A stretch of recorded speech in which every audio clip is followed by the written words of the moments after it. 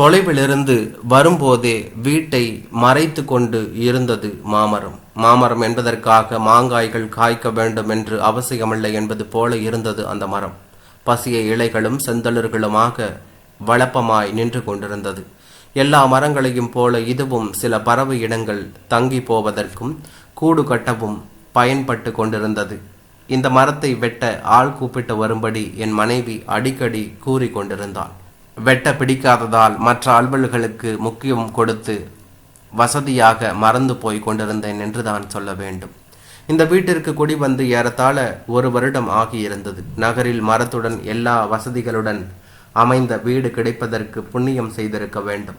என் மனைவிக்கும் முதலில் இந்த வீடு பிடித்ததற்கு காரணம் வாசலில் இருந்த மாமரம்தான்.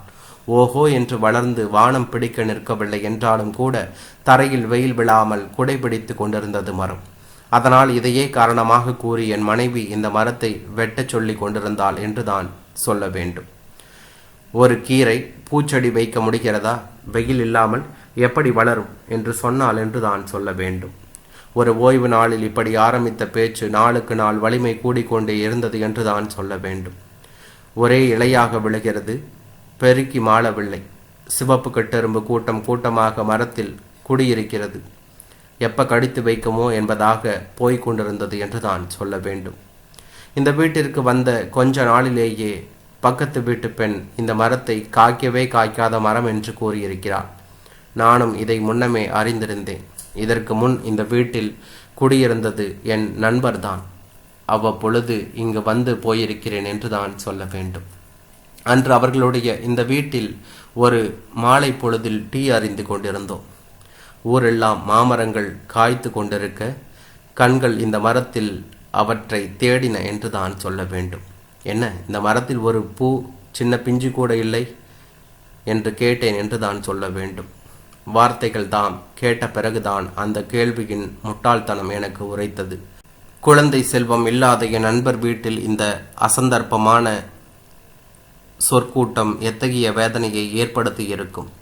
அது வரையில் நன்றாக அனுபவித்து பேசி டீ குடித்து கொண்டிருந்த கணங்கள் சட்டென்று காணாமல் போய்விட்டன.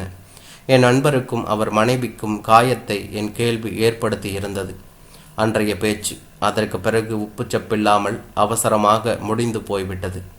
வீட்டிற்கு வந்த பிறகும் என் மனம் என்னையே திட்டிக் கொண்டிருந்தது. இதனாலேயே இந்த வீட்டிற்கு வந்தவுடன் இந்த மரத்தின் காய்க்காத தன்மையை பற்றி என் மனைவியிடம் நான் சொல்லவே இல்லை என்று தான் சொல்ல வேண்டும். ஏதோ ஒரு நாள் ஊரிலிருந்து என் மனைவியின் உறவினர் வந்திருந்தார்.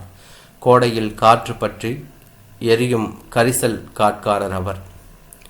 மாமரத்தையும் அதன் குளிர்ந்த நிழலையும் ஐம்புலன்களாலும் அனுபவித்து கொண்டிருந்தார்.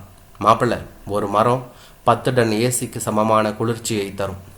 ஏதோ ஒரு முறையில் மாப்பிள்ளையாகி இருந்த எனக்கு எவ்வளவு பெரிய மரம், எந்த வகை மரம் இவ்வளவு குளிர்ச்சியை தரும் என்றெல்லாம் கேட்க தோன்றவில்லை. இது என் மனைவியின் காதுகளில் விழுகிறதா என்று மட்டும் அறிந்து கொள்ள ஆவலாயிருந்தது.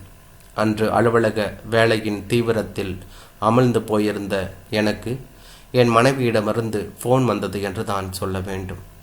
தேனி மரத்தில் கூடு கட்டியிருக்கு, எனக்கு பயமாக இருக்கு, இன்னைக்காவது ஆட்களை கூட்டி வாருங்கள் என்று சொன்னால் என்று தான் சொல்ல வேண்டும். தேனி ஒன்றும் பண்ணாது, என்னை கொட்டினால் பரவாயில்லை, உங்கள் குழந்தையை கொட்டி வைத்தால் உங்களுக்கு தாளாதே என்று சொன்னால் என்று தான் சொல்ல வேண்டும். என் குழந்தை நடுவில் திருப்புச் சீட்டாக நின்று கொண்டிருந்தது என்று தான் சொல்ல வேண்டும். சரி, நான் சாயந்தரம் வந்து பார்க்கிறேன். டொக்கென்று வைக்கப்பட்ட ஃபோன் அவநம்பிக்கையின் பிரதிபலிப்பாக இருந்திருக்க வேண்டும் என்று தான் சொல்ல வேண்டும். அலுவலக வேலை முடிந்த கையுடன் புறப்பட்டு யாரை கூப்பிட்டு இந்த மரத்தை வெட்டச் சொல்வது என்ற யோசனையுடன் வீடு வந்து கொண்டிருந்தேன். மரத்தில் தேனி இருந்த அடையாளமே இல்லை. எல்லாம் ஓடிப்போச்சுங்க என்றபடி வந்து நின்றாள் என் மனைவி. எப்படி என்று நானும் கேட்கவே இல்லை.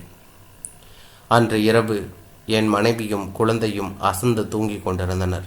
மெதுவாக சத்தமில்லாமல் கதவை திறந்து மரத்திடம் வந்து நின்றேன்.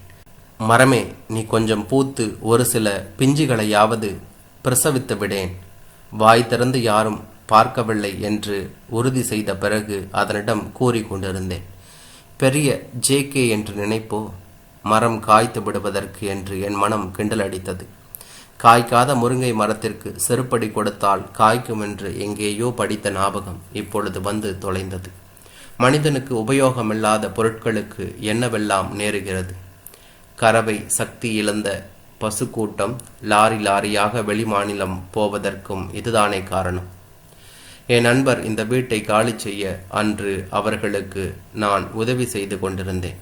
எல்லா சாமான்களையும் லாரியில் ஏற்றியாகிவிட்ட பிறகு என் நண்பரும் அவர் மனைவியும் எங்களுக்கு நன்றி தெரிவித்துக் கொண்டிருந்தனர். சிறிது கலங்கிய கண்களுடன் அவர் மனைவி, உங்கள் மனைவியிடம் இந்த மரத்திற்கு தினமும் கண்டிப்பாக தண்ணீர் விடச் சொல்லுங்கள். இந்த மரம் கண்டிப்பாக காய்க்கும். கண்டிப்பாக என்னை புண்படுத்த வேண்டும் என்ற நோக்கில் அவர் அவ்வாறு கூறவில்லை.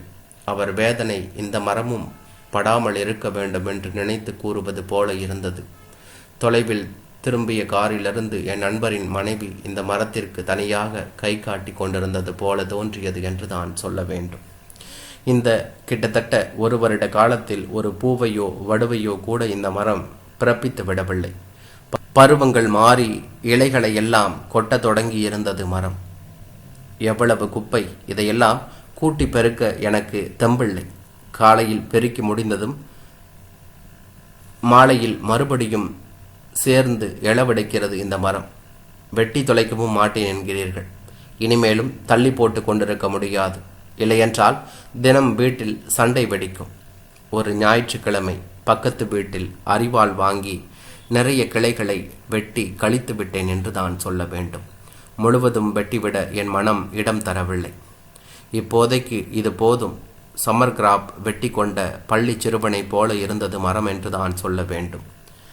மரங்களும் மாடுகளும் மாத்திரம்தான் உபயோகமில்லாமல் போகின்றனரா என்ன? சக மனிதர்களும் கூட அவ்வளவாக உபயோகமில்லாமல் போகின்றனர். எங்களுடையது ஒரு தனியார் நிறுவனம். அவ்வப்பொழுது எடுக்கப்படும் அதிரடி மாற்றங்களில் இந்த முறை நான் அதிகப்படியான ஆளாக நிர்வாகத்திற்கு தெரிந்திருக்க வேண்டும். காய்ப்பு குறைந்ததோ, காய் செருத்ததோ, இல்லை பழம்தான் புளித்ததோ தெரியவில்லை.